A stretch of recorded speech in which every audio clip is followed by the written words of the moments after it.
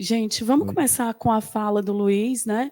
Que vai trazer para a gente um pouco sobre a questão organizacional e política dessa integração ensino-serviço. Bom Pode dia. ficar de pé, se achar melhor, Eu vou mais ficar de pé, que eu confortável. sou um pouco inquieto, né? Bom dia a todos, a todas.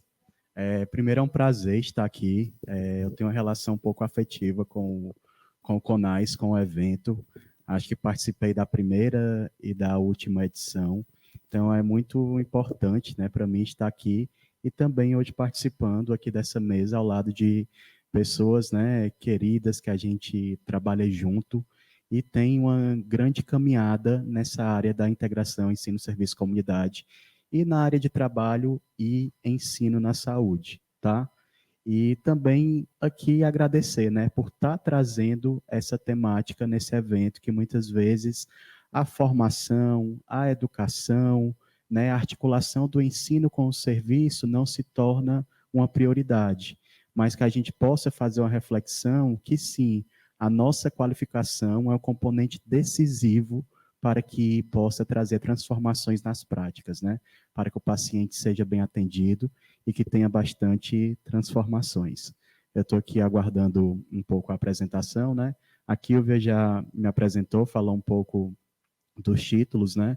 Mas é importante também dizer que eu sou fisioterapeuta de formação, aqui tem algum fisioterapeuta, estudante de fisioterapia? Tem alguns, né? É bom que a gente se encontra. É, e também, né, estou na docência, estou na gestão e militante, né, dessa área de saúde e educação em defesa do Sistema Único de Saúde. E a gente falar de integração ensino-serviço e partindo da perspectiva de desenvolvimento de pesquisa e tecnologia, é muito importante a gente reconhecer o papel do Sistema Único de Saúde enquanto potência, né, enquanto potencialidade de desenvolver novas tecnologias e novas pesquisas na saúde. Vai dar para transmitir?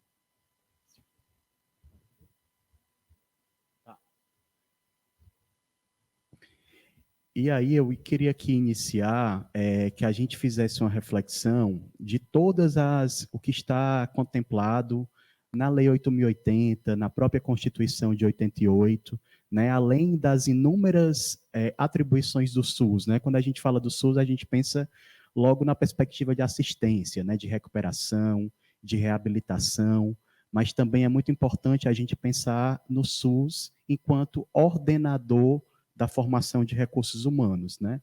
Ou seja, quando a gente fala nesse termo ordenar, muitas vezes parece algo impositivo, né? Algo que pode gerar algumas discussões, mas a ordenação, ela vem no sentido de organizar, né? Organizar que a formação esteja alinhado com as necessidades do SUS. E isso está lá presente na Constituição de 88, né?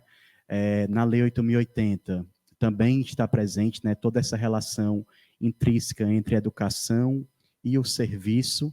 E aqui, né, quando traz lá na Constituição, no inciso 3, ordenar a formação de recursos humanos na área da saúde, além de outras atribuições.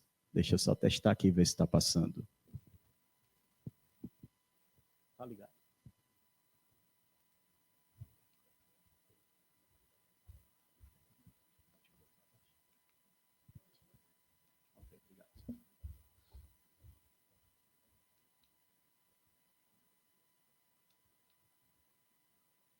E aqui também eu convido, quem aqui é estudante de graduação da área da saúde?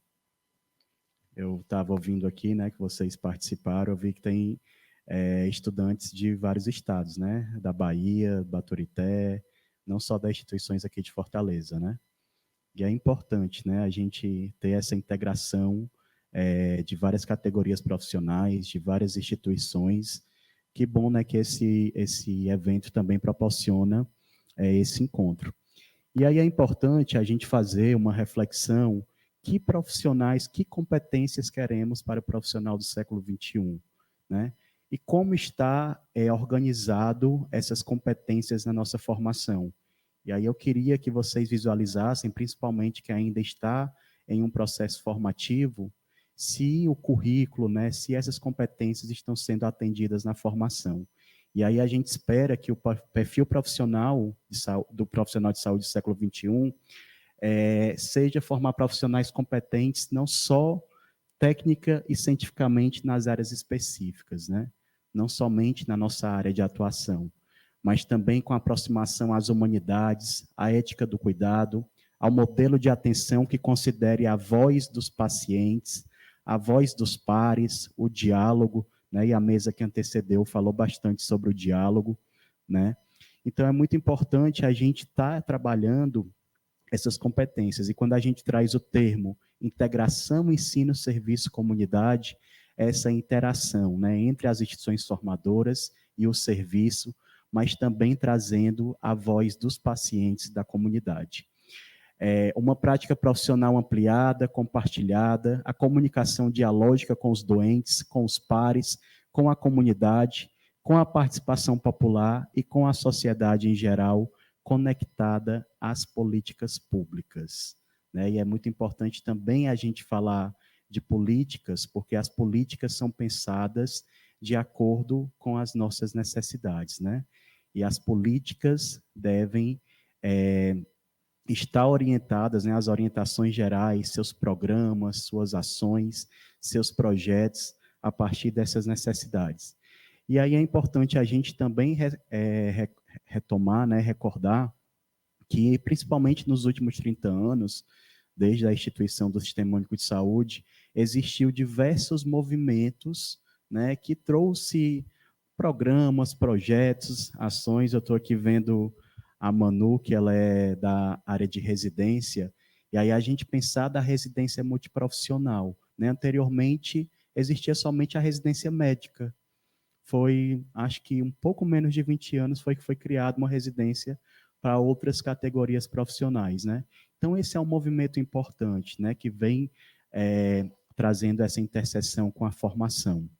E aí, nos últimos anos, né, foram impulsionadas diversas políticas, diversos programas que trouxeram mudanças na formação, objetivando um maior envolvimento e construção e fortalecimento do Sistema Único de Saúde. Então, é importante a gente resgatar, né? Então, eu estou aqui no peito com o botão do PET Saúde. Alguém aqui fez parte do PET Saúde? Que tem um colega, né? O PET Saúde é um programa, né, que tem toda a sua articulação com o ensino e com o mundo de trabalho, né? Estou citando aqui alguns exemplos, mas falei da residência, falei do PET, mas se a gente fizer uma reflexão desde a mudança das nossas diretrizes curriculares nacionais de cada curso, a gente vai ver todas essas mudanças que aconteceram, né? Esse movimento. E aqui no contexto mais local, eu trago aqui para vocês, quem tiver interesse de conhecer, inclusive tem o QR Code, pode apontar o celular, e aí depois vocês podem fazer uma leitura. Na perspectiva mais local do estado do Ceará, nós temos uma política de educação permanente, né? Se a gente vai falar de integração, ensino, serviço, comunidade, desenvolvimento de pesquisa e tecnologias, é importante a gente ter como referência essa política, né? Essa política que vai estabelecer diretrizes, essa política que vai organizar a formação e todo o seu processo de ensino dentro do mundo do trabalho no serviço. E aí é muito importante ressaltar que essa política ela está alinhada com a política nacional de educação permanente, que a política ela foi criada em 2004, né? A gente vai fazer próximo ano 20 anos de institucionalização da política nacional de educação permanente, e aí, recentemente, a gente pôde fazer uma atualização, né, considerando toda a diversidade, toda a questão territorial do estado do Ceará, estabelecer uma política estadual de educação permanente. E aí eu convido para que vocês possam conhecer, depois fazer a leitura e tentar se encontrar dentro dela, né? E aí eu reforço que essa política ela foi construída de forma altamente participativa, integrando todos os atores, né? Atores estratégicos dessa política, contando com docentes, estudantes, trabalhadores, gestores e todos que envolvem o quadrilátero da educação permanente de saúde. Aqui o objetivo dessa política seria o objetivo geral, né? Porque Dentro dela tem diversos outros objetivos, né, para atender algumas demandas, e a política de educação permanente, né, estadual, tem como objetivo promover a formação e a qualificação permanente dos trabalhadores, gestores, conselheiros e comunidades, de forma articulada em conformidade com as necessidades e transformação do trabalho, dos processos formativos e das práticas de educação permanente e saúde no Ceará. Né? Então, é muito importante a gente relacionar o objetivo da política de educação permanente com o intuito de trazer transformação, né? Transformação a partir dos problemas que a gente vivencia lá no serviço de saúde, né? Na unidade básica, no hospital, em todos os serviços de forma geral. Então, é muito importante, né, ressaltar que essa política ela vem no intuito, né, de fazer mudanças a partir dos problemas que são identificados e fazer a transformação no serviço.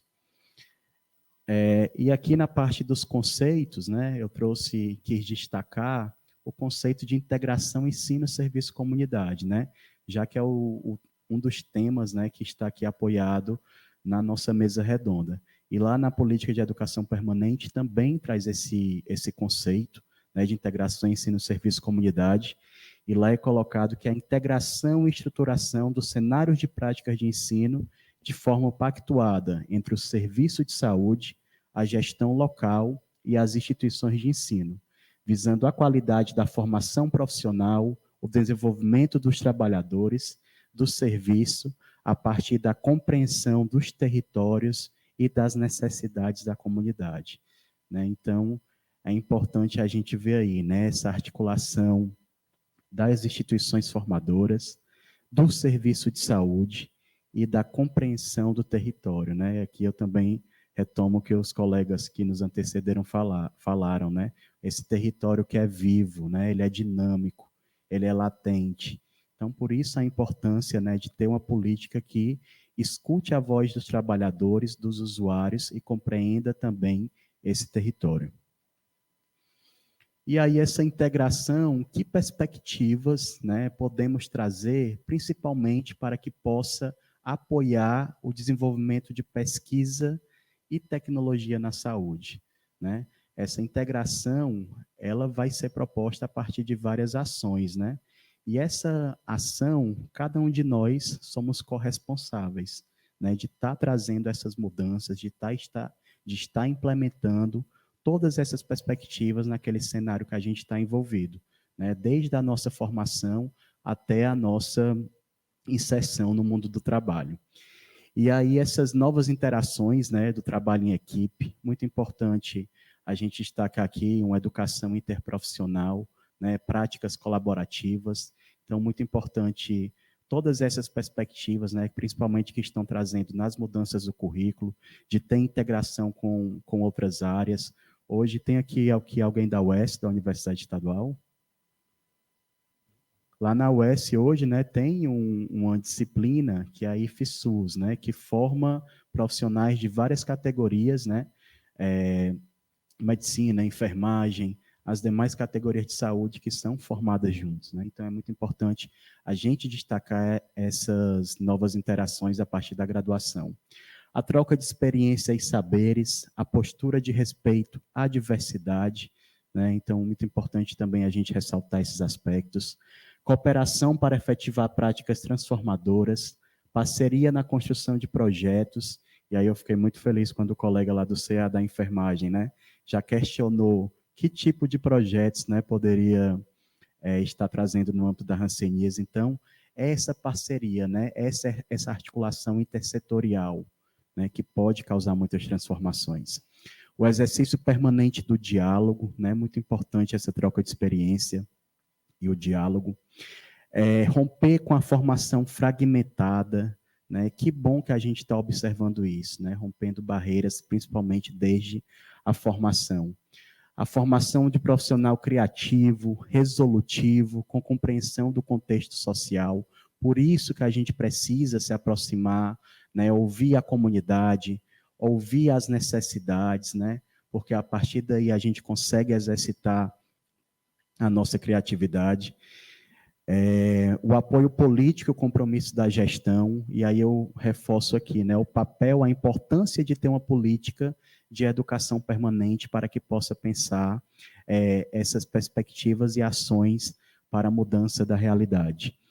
A ambiência dos cenários de prática, todos vocês que estão aqui irão passar, terão a necessidade, né, até para cumprir as atividades curriculares, de fazer um estágio, né, de ir até um hospital, uma unidade de saúde. Então, é muito importante que os hospitais eles estejam preparados para que possa apoiar a formação. E aí, não é só, né, o estudante chega lá no hospital, é muito importante ter essa ambiência, ter profissionais qualificados para exercer a preceptoria, né? E aí eu ressalto, eu vi aqui que tem muitos estudantes, né? E aí é muito importante a gente lembrar que além de enfermeiros, além de fisioterapeutas, além de assistentes sociais, né? E, enfim, todas as categorias profissionais, os profissionais de saúde que irão atuar no SUS também têm um compromisso de exercer a docência, né? Então, é muito importante lembrar que a gente vai estar lá também enquanto sujeito transformador, enquanto responsável pela formação dos próximos estudantes que virão, né? O SUS é uma escola e a gente também tem que ter esse compromisso com a formação. O fortalecimento da política de educação permanente, que eu já falei. E eu deixo aqui uma reflexão, porque o Ricardo vai falar depois de mim, ele está aqui representando o serviço, né? E aí é muito importante a gente pensar, né, que o serviço de saúde são organizações complexas e somente com aprendizagem significativa mudam-se as práticas, né? Muitas vezes um ambiente hospitalar, né, que pode parecer hostil, né, pode parecer complexo, até nos convida à imobilidade, né? Mas somente com a aprendizagem, somente com a formação é que a gente vai conseguir transformar essa realidade. E aí eu já repasso aqui para o Ricardo, né, que ele vai estar falando a sua perspectiva enquanto trabalhador da saúde, enquanto enfermeiro, né, para que a gente possa junto fazer essa reflexão.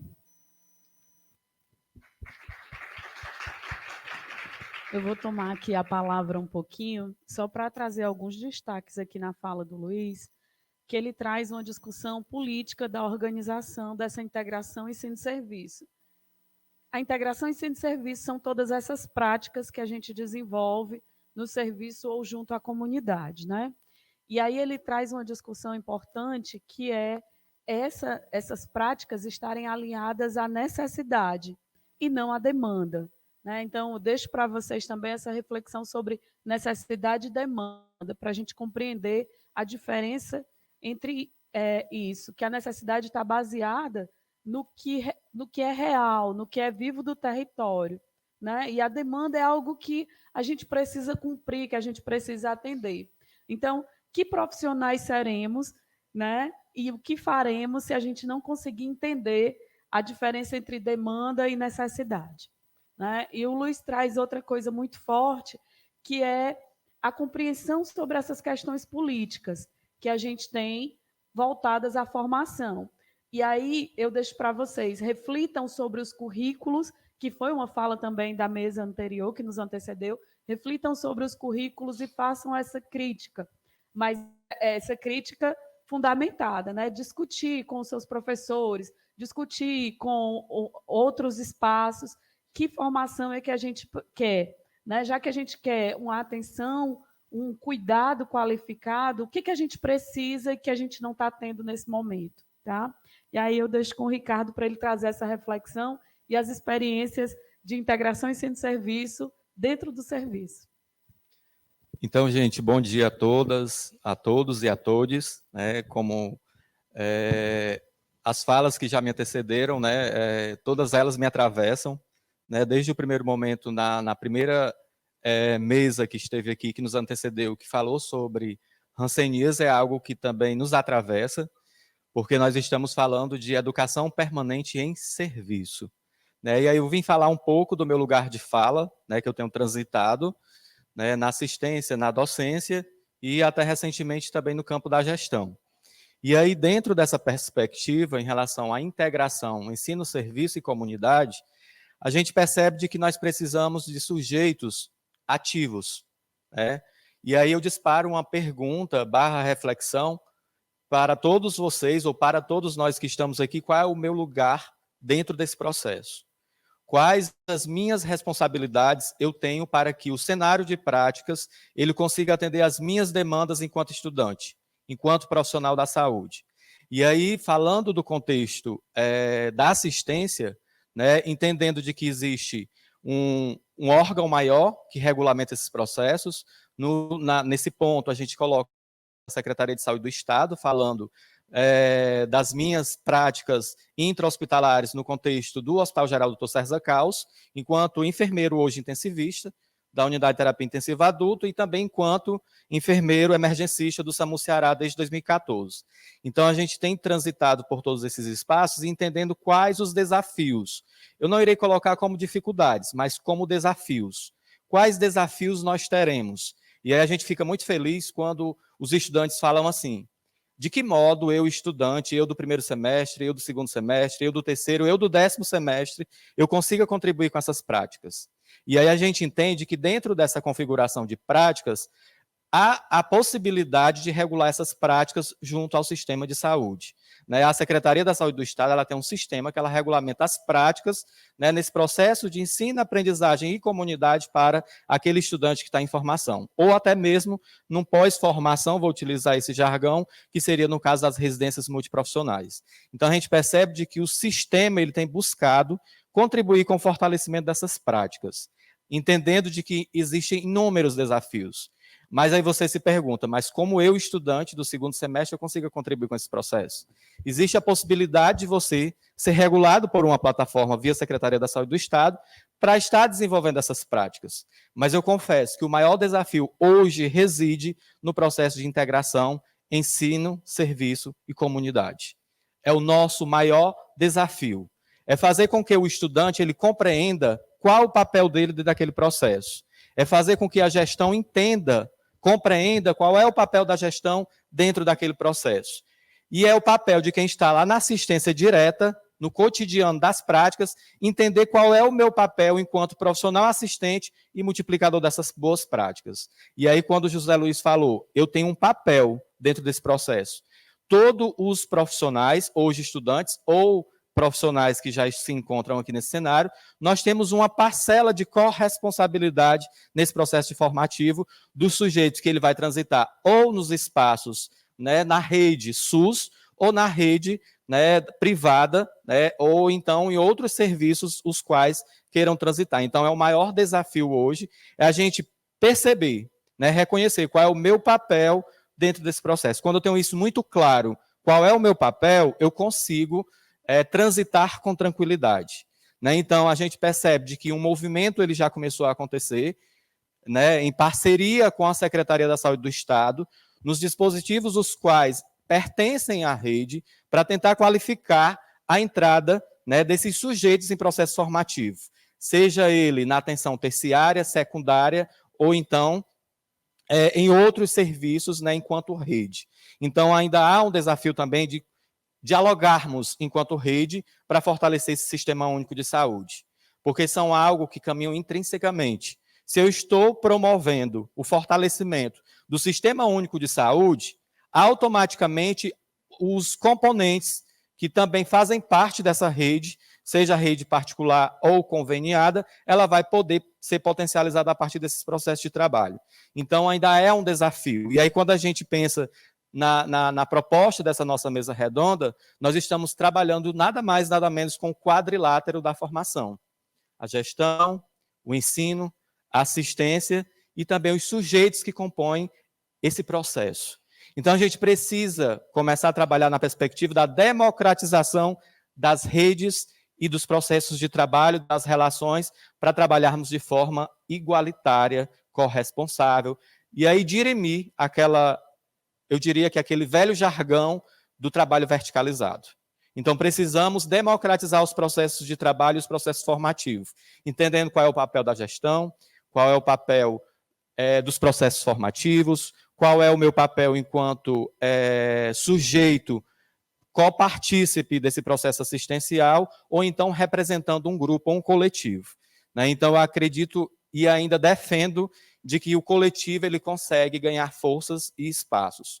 E aí, voltando aqui para esse primeiro ponto, como serviço / trabalhador da saúde, visualiza a integração ensino, serviço e comunidade. E aqui, nesse ponto, é muito importante nós sabermos que existe uma diferença entre trabalhador da saúde e profissional da saúde. Por mais que seja uma nomenclatura que a gente ache que é a mesma coisa, mas não é a mesma coisa. Dentro do grupo de trabalhadores eu posso ter profissionais, mas dentro do grupo de profissionais eu não terei trabalhadores.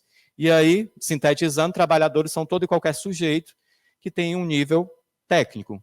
Profissionais é todo e qualquer sujeito que tem um nível superior. Então, por isso que eu coloco, né, e defendo de que existe essa definição que às vezes a gente coloca todo mundo no mesmo espaço. Mas é bom que a gente coloque mesmo para coletivizar os processos de trabalho. Porque, independentemente, se você é técnico de enfermagem, você é enfermeiro, você é diretor do hospital, você tem a sua parcela de responsabilidade nesse processo formativo. E aí, falando por dentro dos espaços que eu tenho transitado, ainda há um desafio, né, da gestão, da assistência, dos dispositivos de saúde, entender qual é a sua coparticipação nos processos formativos. Então, esse é o desafio. Vamos conhecer a política de educação permanente do Estado do Ceará. A gente entende de que já existe, né, algo que já foi emblemático desde 2004, com a criação dessa política a nível nacional. Mas a gente percebe de que ela ainda é muito nova, né, ela ainda é quase que embrionária nesse processo. E a gente precisa, somos nós, sujeitos, que estamos aqui, que devemos ser protagonistas desse processo. Porque cada um de nós, se nós não nos inquietarmos, se nós não nos sentirmos atravessados por esse processo, nós estaremos sendo omissos, né, na formação desse SUS, que ele é nosso, né, e aí a gente precisa, né, se sentir tocado a partir disso. Né, e aí, dentro dessa proposta, quais as estratégias estão sendo desenvolvidas para o desenvolvimento da pesquisa e tecnologias no serviço de saúde? Existem inúmeras estratégias, existem inúmeros projetos que estão sendo desenvolvidos. Dentro dessa proposta, a gente precisa entender, né, em que ponto eu me coloco dentro desse processo formativo. E aí não basta, né, a gente pensar numa formação mercadológica. Não basta a gente pensar numa formação que você está formando o sujeito apenas para reproduzir práticas. E aí eu fazendo uma crítica construtiva em relação àquilo que eu tenho de conhecimento.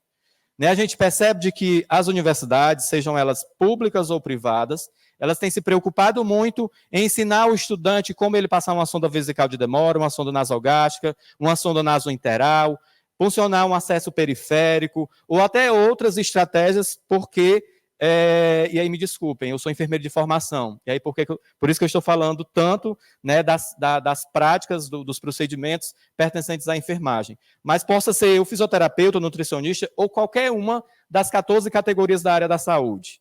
Né, eu preciso entender qual é, né, a proposta desse cenário de práticas. E aí precisamos também ter um entendimento de que a formação, a educação, ela se dá de diversas formas. Ela se dá no contexto formal, ela se dá no contexto informal e ela se dá no contexto não formal. Para além disso, a gente também precisa entender de que a educação, a formação, ela faz parte da nossa vida toda. Todo dia a gente aprende, todo dia a gente ensina. E aí é um processo de troca. E aí o desafio reside em eu estar sensível a esse processo. Eu preciso estar aberto, eu preciso estar disponível para que eu consiga, né, verdadeiramente amadurecer, evoluir dentro desse processo formativo.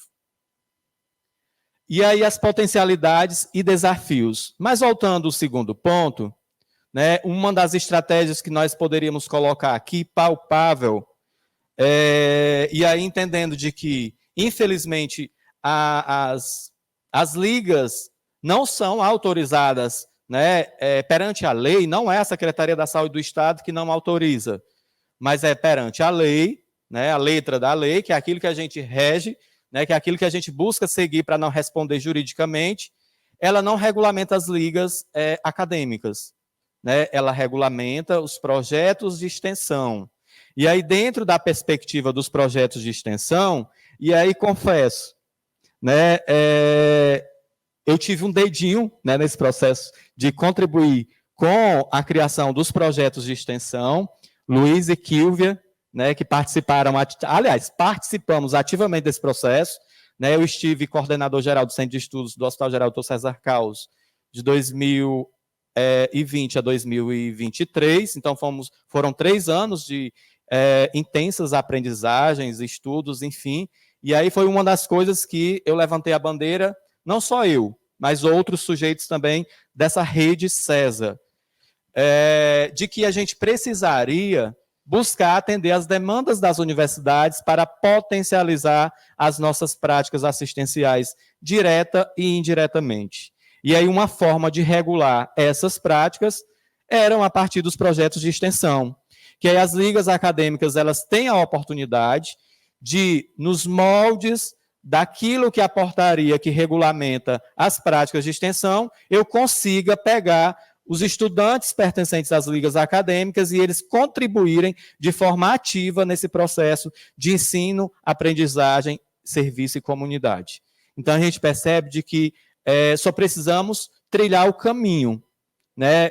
E aí, somos muitos, né? Quando o colega falou assim, e aí me volto à primeira mesa, né? A hanseníase, dentro da perspectiva da atenção à saúde, por mais que eu esteja na atenção terciária ou especializada, ela também está atravessada, ela está lá dentro.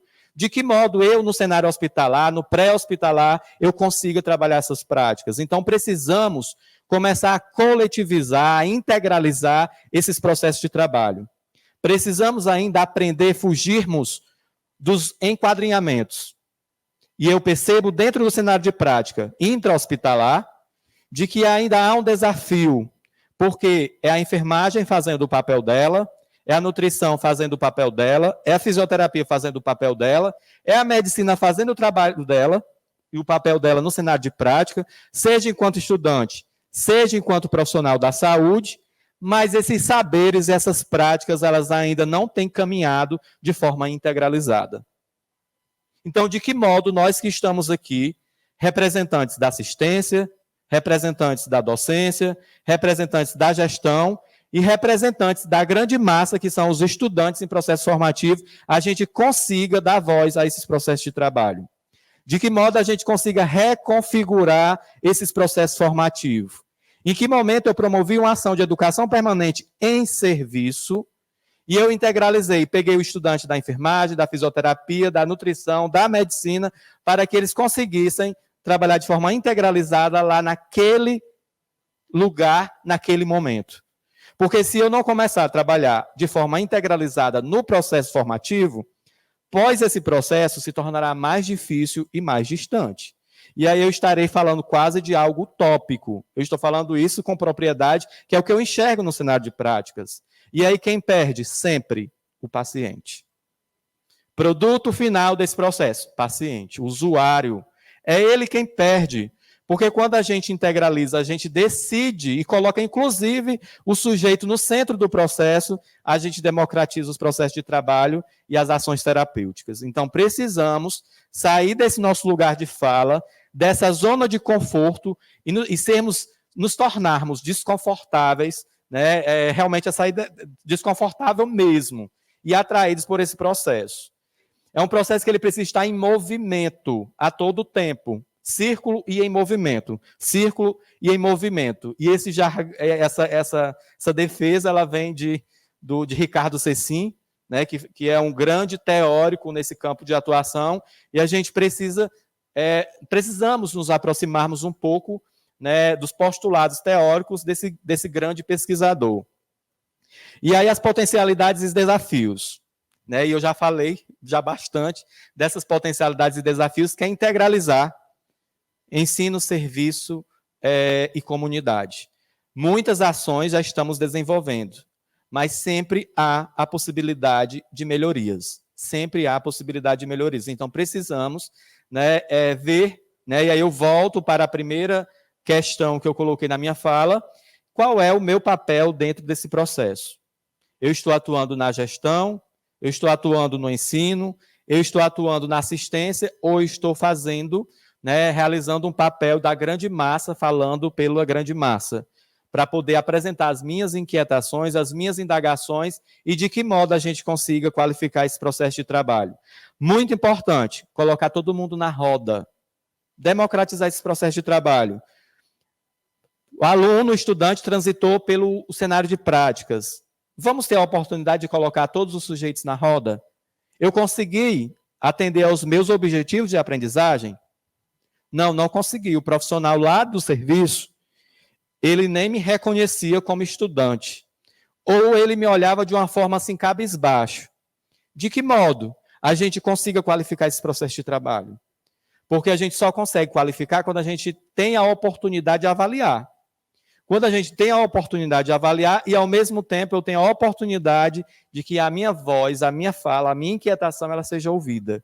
E aí, assim, eu fecho, né, a minha fala nesse primeiro momento, entendendo de que precisamos sair dessa zona de conforto e precisamos nos tornar protagonistas desses processos de trabalho, né, enquanto sujeito ocupando esse espaço.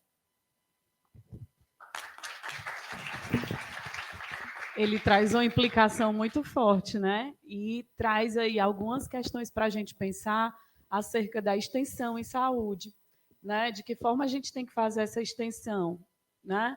E extensão, o nome já está dizendo, não é só estágio, né? Não é só uma prática, mas é estar junto à comunidade, é extensivo àquele território, àquela comunidade. E que prática é essa que eu vou desenvolver? Ah, sei lá, eu sou de uma liga que trabalha uma coisa extremamente específica, sei lá, cirurgia.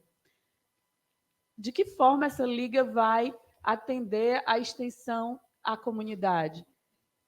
Será que é fazendo uma educação em saúde com o paciente? Será que é fazendo a educação em saúde com o acompanhante quando ele sai do centro cirúrgico, antes dele entrar no centro cirúrgico? Né? Então, é a gente começar a abrir as nossas cabeças para pensar novas ideias que cheguem realmente à comunidade, ao paciente, àquele cenário. Tá? E aí a gente vai passar agora para a professora Ismênia, querida, que vai trazer um pouco mais dessa realidade mais aproximada de vocês. Bom dia. Queria primeiro agradecer, né, o Luiz, Kilvia, né, pelo convite. Né? A gente tem uma parceria, né?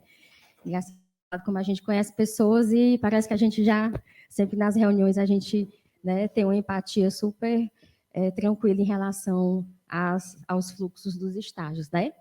E aí eu vou falar aqui para vocês, tanto como docente, né, sou professora do curso de enfermagem aqui da Unifor, como também faço parte da equipe de supervisão de estágios, tá?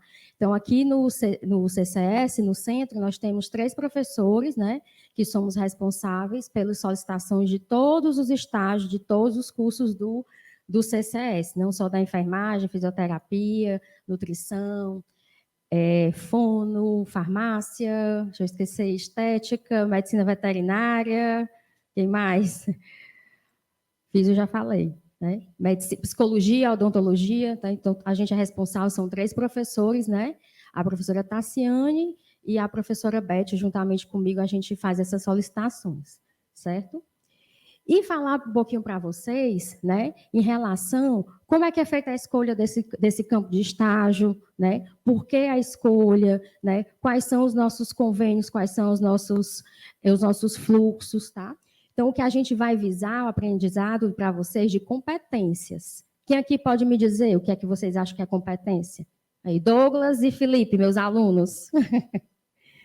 As competências que o aluno deve ter, né, após ele realizar esse campo de estágio. Então, a gente tem, já ouviram falar no CHA, né, que é o conhecimento, né, é o saber realmente, o saber científico, saber por que vocês estão fazendo aquilo, para que estão fazendo, né. A gente tem as habilidades, né, que é o procedimento, né, como o Ricardo falou aqui, né, os alunos chegam no campo de estágio com aquela sede de procedimento, quer passar uma sonda, quer fazer um acesso, professora, eu nunca fiz um acesso, eu nunca fiz uma sonda, né, mas além do conhecimento, né, prévio que você tem que ter, né, saber quais as indicações, as vantagens, as desvantagens né, desses procedimentos, né, a habilidade você só vai adquirir o quê? Com o tempo. Quanto você vai treinar, executar, fez 10, 20 vezes, né? Então, a habilidade vai estar aí. E a gente tem também as atitudes, né?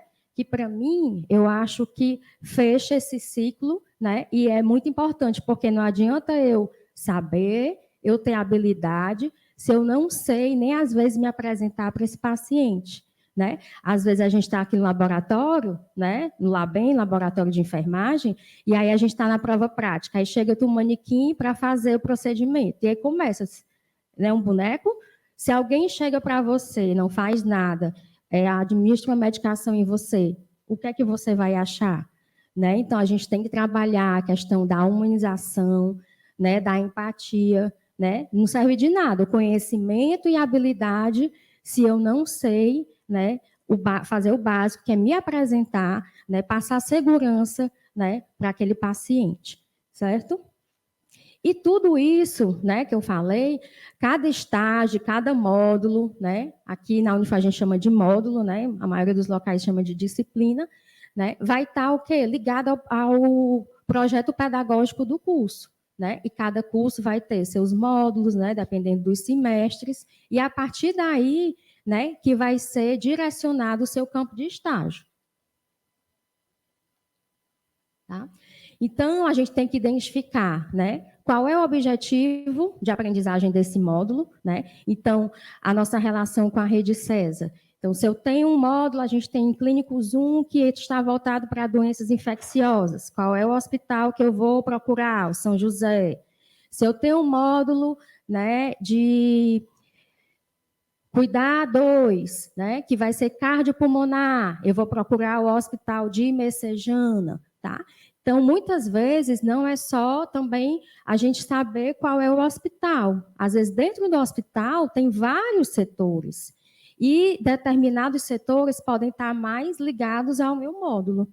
Nós também, da supervisão de estágio, juntamente com os supervisores de ambiente de prática, que cada curso tem o seu, a gente faz visitas, né, nos campos de estágio para conhecer a estrutura, para saber, não adianta não ter uma sala adequada, né, não ter uma condição adequada de receber o aluno. Então, a gente faz essas visitas juntamente com os supervisores dos outros cursos, né? Às vezes, eu sou mais da área hospitalar, então, tem coisas da saúde coletiva que eu posso ir, mas que eu não tenho tanto, não vou ter tanta expertise do que um professor que seja da saúde coletiva. Então, assim como de outros cursos, da psicologia. Então, cada curso tem que ir para poder fazer essa visita e avaliar, né, se vai estar contemplando aquele determinado campo de estágio nos seus objetivos de aprendizagem. Né? E aqui é só para trazer mais para vocês em relação à comunidade, né, a gente também identificar quais são essas necessidades, né, dessa comunidade, seja na unidade de saúde, seja no hospital, com o paciente, com o acompanhante, né? Eu fiquei durante um tempo sendo professora, né, do internato, né, hospitalar, que é o último semestre. A gente passa o semestre todo, de segunda a quinta, né, com o aluno lá. Então, a gente pode fazer ações, né, voltadas não só para o paciente, né, mas para os profissionais, né, para os acompanhantes, né. Eu fiquei muito tempo no SEIBEN, então lá são normalmente as mães que ficam, né, então dá orientações relacionadas àquele determinado setor que você está, né, para aquelas mães que muitas vezes vão para casa sem orientação e muitas vezes retornam por conta da falta dessa orientação, né, e que é uma coisa que o aluno pode fazer, né, com excelência, juntamente com a orientação do professor. Aqui os objetivos, né, que é vivenciar um processo em todas as suas etapas, né, experimentar uma visão de conjunto do espaço profissional e, principalmente, né, nos estágios, o que a gente espera de vocês, né, que é lá no laboratório, tá, quando a gente olha para trás, aí estão os 6, né, parece uma sombra, né, mas é o quê? O aluno ter autonomia. Ah, professor, eu quero que a senhora vá com a gente. Aí, às vezes, eu fico escondida, aí fico olhando para ver onde é que eles estão, né? Porque vocês têm que ter autonomia, né? E, para isso, né, vocês precisam realmente adentrar, né, no campo de estágio para que isso aconteça. Construir uma atitude de cooperação com o professor orientador, então esse vínculo é muito forte, né, do professor com o aluno. E muitas vezes também, como o Ricardo falou, às vezes a gente chega em alguns locais que nem sempre a gente é bem recebido, né? Aí eu digo para os meus alunos, não, naquele dia e tal, a gente não foi muito bem recebido. Eu tenho que contar a realidade, não é? A gente não é sempre bem recebido, né? Então, a gente tem que saber o quê? Fazer a gestão de conflitos, né? Não é só na casa da gente que tem conflito, né? Às vezes, não é nem a gente com o profissional, são os profissionais entre si que têm algum tipo de conflito e vai acabar, né, refletindo no aluno, tá? Então, às vezes, a gente tem que tentar fazer essa gestão de conflito para que a gente possa conviver, né, e manter, né, o mínimo de atendimento para o paciente também de uma forma adequada. Aí aqui, só trouxe para vocês em relação, né, que normalmente todos os estágios, eles vão causar resultados, né, impactos, né, tanto no profissional também, muitas vezes, aquele profissional que está lá, que recebe os alunos, né, ele vê que teve um resultado positivo e os impactos, né, que os alunos mesmo causam, né, além do impacto para o aluno, né, a experiência de vida, né, eu me lembro que teve uma aluna, faz mais ou menos um ano, que a gente foi só conhecer lá o SEIB, né? Primeiro dia a gente foi, tem um treinamento com a CCIH, e aí a gente foi fazer a visita, né? Conhecer, e aí um aluno disse assim, né? Que ele até agora está trabalhando na pediatria. Professora, eu nunca mais vou acordar e reclamar da minha vida, né? Porque viu a situação, né, das crianças lá na pediatria, certo? Então, muitas coisas também vocês se deparam, né, em relação à própria vida pessoal. Tá? A gente tem a questão dos valores e comportamentos, né? Então, depois da pandemia, não sei se é porque eu já estou ficando velha, né? Mas a gente nota, né? Eu pelo menos notei que a maioria das pessoas elas estão mais individualistas, né? Então, isso também causa, né, um impacto no atendimento quando chega lá, né? Quando você chega no hospital. Então, a gente tem que também ver, né, a questão dos valores, né, e do nosso lidar com o paciente, as dores dele, né, às vezes não só o que está ali no leito, mas o que está do lado, né, a gente também tem que cuidar do cuidador, certo? Aprendizado e capacitação, então é isso também que a gente busca, né, para vocês, que vocês aprendam e sejam capazes, né, e capazes não só porque são estudantes, de também fazerem capacitação, né, mesmo sendo estudantes. Várias vezes a gente faz oficinas, tá, não só com os técnicos, mas com os internos da medicina, em relação à higienização das mãos. Poxa vida, higienização das mãos, é sim. CCIH passa lá, os nossos índices de infecção estão altos. Vocês podem fazer uma oficina de higienização das mãos? Podemos. Ai, professora, é um absurdo, é uma coisa básica. Pois é, mas ainda acontece, certo? E a reação e satisfação, né? Tanto do profissional que recebe a gente, como do paciente, né? Muitas vezes, quando chega na quinta-feira, que na sexta a gente não ia para o internato, aí, às vezes, a gente se despedir, né, de um paciente que a gente já estava mais tempo cuidando. Olha, só para avisar que amanhã a gente não vem, só faltava chorar. Não, só segunda-feira, né? Então, a gente acaba criando esse vínculo, né, também. E também o nosso setor de supervisão de estágio, a gente faz a escuta discente, né? Porque, às vezes, eu sei que acontece alguma intercorrência ao longo do estágio e a gente também escuta esses alunos. Não tem como a gente escutar todas as turmas, né? A coordenação normalmente encaminha algumas demandas e a gente faz essa escuta discente. Fala com a turma de alunos, né, para perguntar em relação ao campo de estágio, a estrutura do campo de estágio, né? Ele propicia os objetivos de aprendizagem do módulo, tá? Tem alguma dificuldade no campo em relação a algum profissional, você não foi bem recebido, ou a estrutura, os equipamentos não estão legais. Se também propicia o desenvolvimento das suas habilidades, às vezes tem um determinado local que não tem uma demanda suficiente, né, de procedimentos, então tudo isso a gente faz essa avaliação, né, compila no relatório e envia para as coordenações antes da oferta do próximo semestre para justamente fazer esses ajustes, né, em relação aos campos de estágio. E aí os nossos desafios, né, cada vez mais a questão das vagas, né, da plataforma, que eu não sei se aqui vocês sabem como é que é pedido o estágio, então, não, eu vou lá para o Hospital Geral de Fortaleza, porque meu professor conhece alguém lá. Alguém sabe como é que funciona esse fluxo de solicitação de estágio? Não? Então, a CESA, né, tem uma plataforma onde a gente faz essas solicitações. O aluno pode chegar lá, né, lá no Hospital de Messejana e dizer, eu quero fazer estágio aqui. Tudo é via plataforma. Né? Então, a gente faz essas solicitações, né? Cada solicitação gera um número e aí vai ser deferido ou não. Então, muitas vezes, a gente tem a dificuldade, né, por conta do número de vagas, né? E a gente tenta sempre fazer solicitações, né, que abrangem, né, os nossos objetivos de aprendizagem.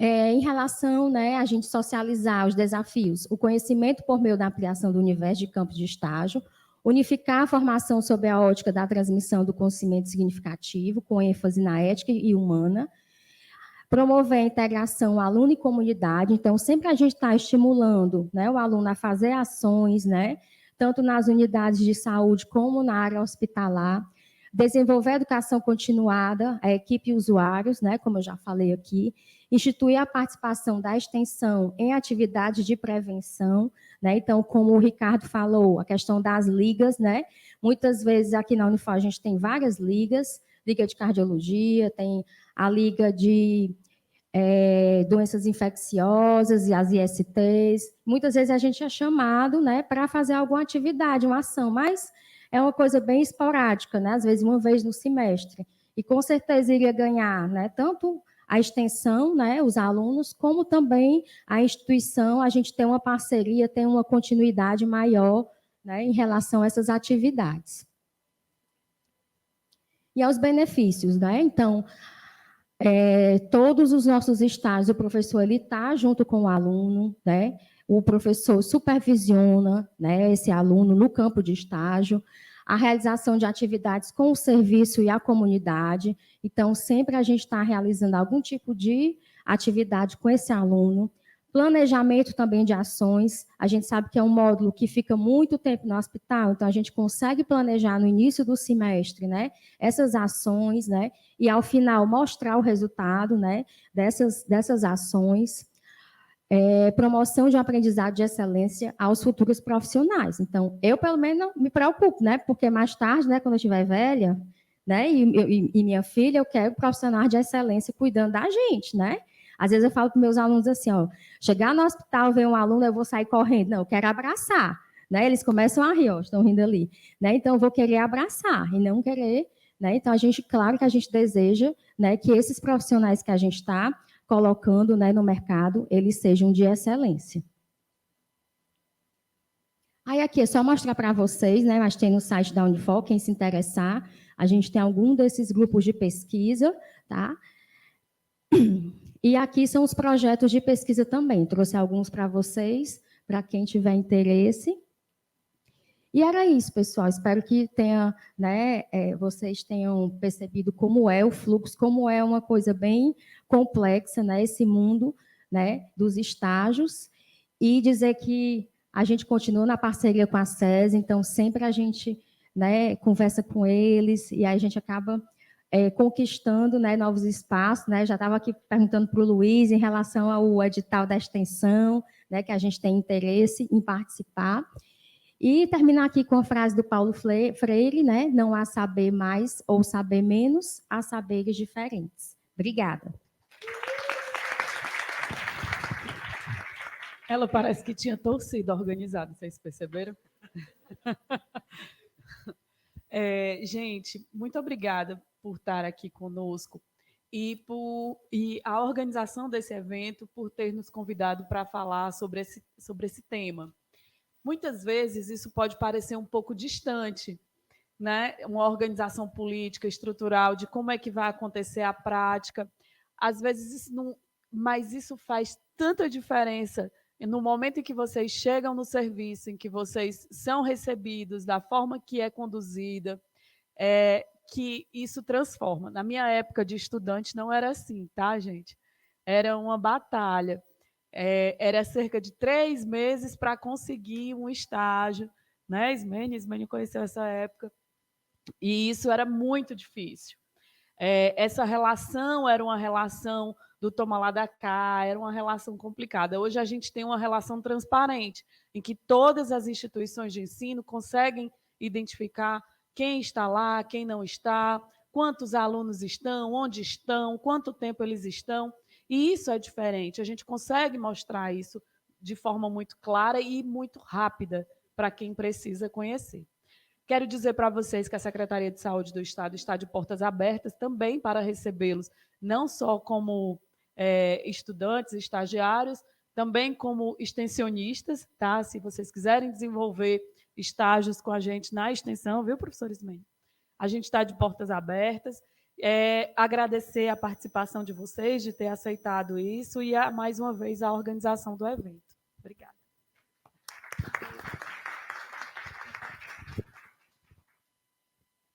Enquanto o Ricardo... Gente, na verdade, eu sempre fico muito inquieto com as falas, mas isso é muito bom. Quando a professora Ismênia colocou que é sempre um desafio essa questão das vagas, e a gente entende por que isso é um desafio, né? Porque muitas vezes a gente quer atender a nossa demanda, isso é natural que aconteça e faz parte da natureza humana. Mas a gente precisa entender que por trás dessa plataforma existem N universidades, né? Existem todas as universidades federais, estaduais e também as universidades privadas.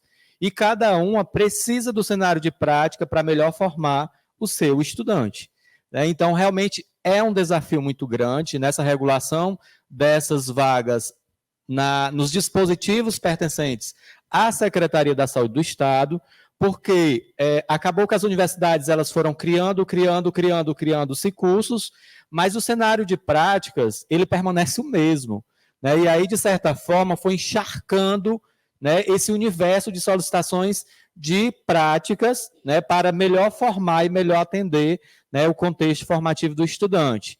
E aí, falando só mais um pouco em relação ao meu lugar de fala, a gente tem uma corresponsabilidade nessa formação, a gente entende, mas a gente entende também que existem muitos processos de trabalho que eles são viciosos, lá dentro do cenário de prática. Um exemplo, o cenário que eu estou hoje transitando, o hospital tem 94 anos de existência.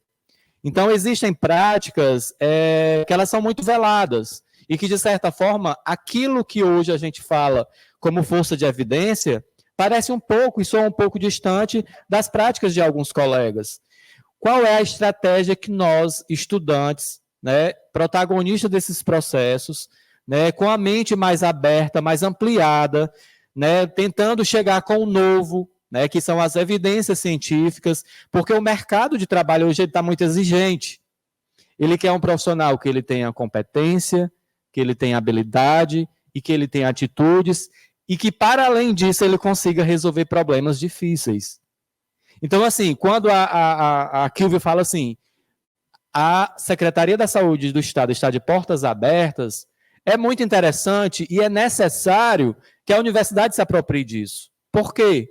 Porque a gente solicita cenário de prática para a UTI, para a emergência, para a obstetrícia, mas para a gestão ninguém solicita cenário de prática. A gente tem a disciplina dentro do processo formativo. Agora, como eu ensino o meu estudante ser gestor? É quebrando a cara? Porque eu, particularmente, do meu lugar de fala, eu aprendi a ser gestor quebrando a cara.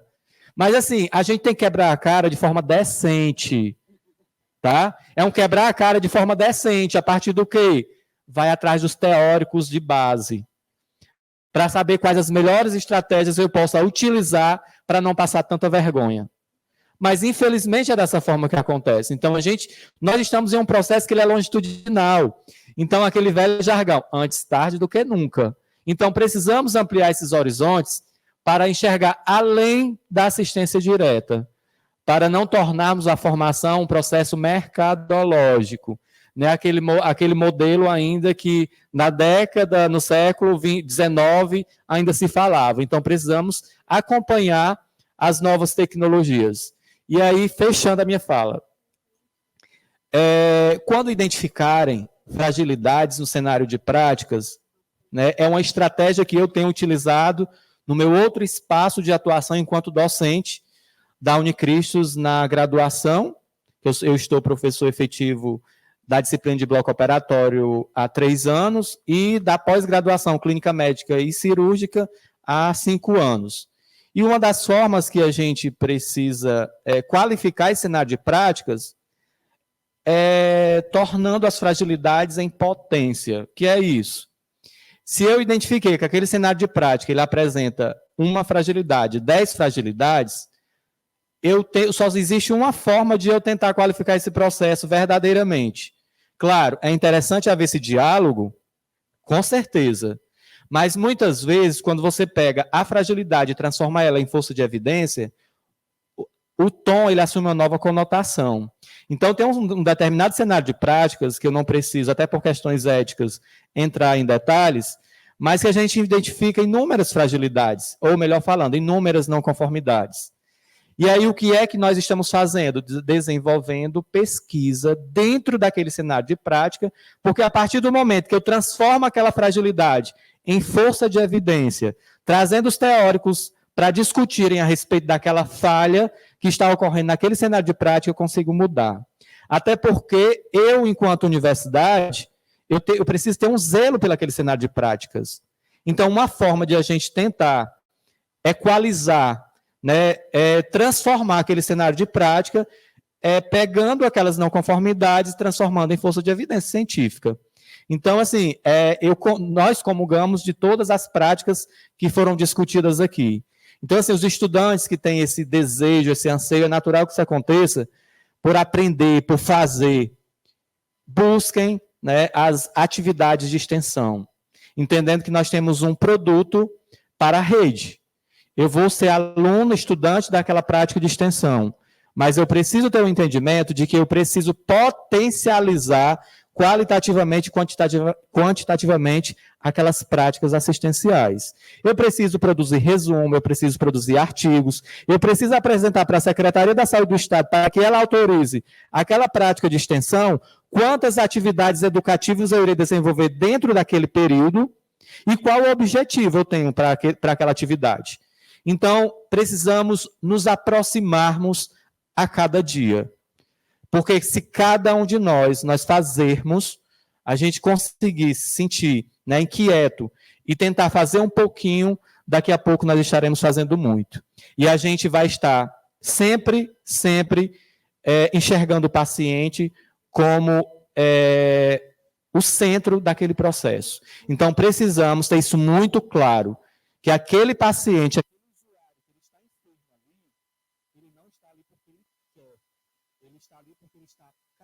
necessitado, e entendendo de que aquele usuário, ele apresenta múltiplas demandas.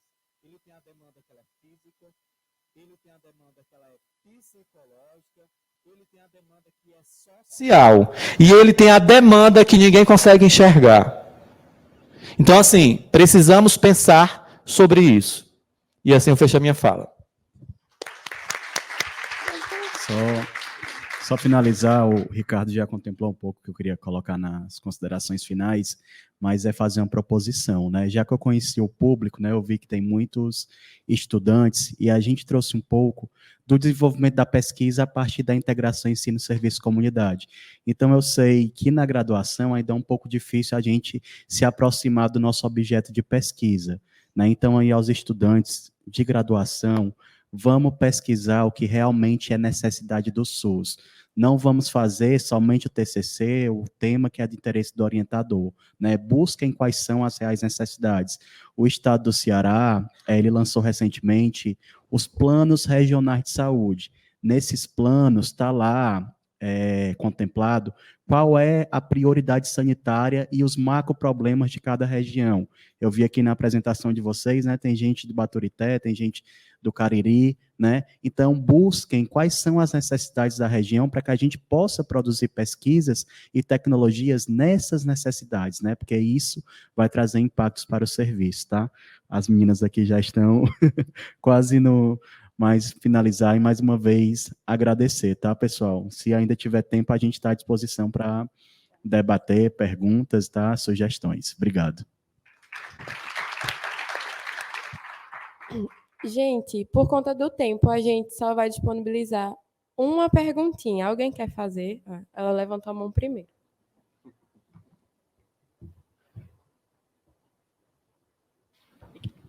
Bom dia. Parabenizo demais a mesa, pessoas muito queridas, que eu tenho um carinho muito grande. Na verdade, não era nem uma pergunta, era mais uma consideração. A gente está falando de ensino em serviço e de quanto é importante a gente falar. A gente não fala de inovação sem falar de educação, né? Isso é muito claro para a gente. E do quanto é importante destacar que o ensino em serviço ele faz cumprir o que a 8080 fala do SUS como escola.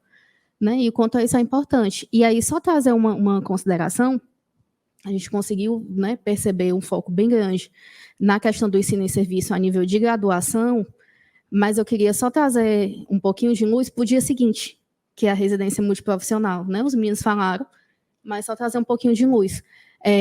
A gente tem um modelo de formação de profissionais que é considerado padrão ouro na formação desses profissionais de saúde, em que de 5.760 horas, 80% é ensino e serviço.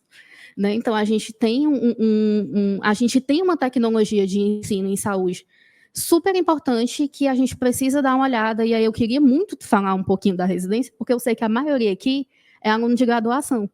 Né? Então, é importante vocês saberem que existe essa modalidade de ensino. A gente está vivendo um momento muito bom nas residências, de muito mais vagas, de novos programas, de integração muito maior dentre todos os envolvidos da residência. Então, eu acho que esse é um momento muito bom para lembrar que, quando vocês se formarem, existe uma possibilidade de vocês se tornarem especialistas nesse modelo, né, de ensino e serviço, conhecendo a realidade da população, conhecendo o dia a dia, conhecendo os percalços, conseguindo pensar em pesquisa em loco, né, dentro do serviço, e do quanto é muito nítido a formação, quando a gente pega 2 profissionais de saúde, que um dos 2 é egresso.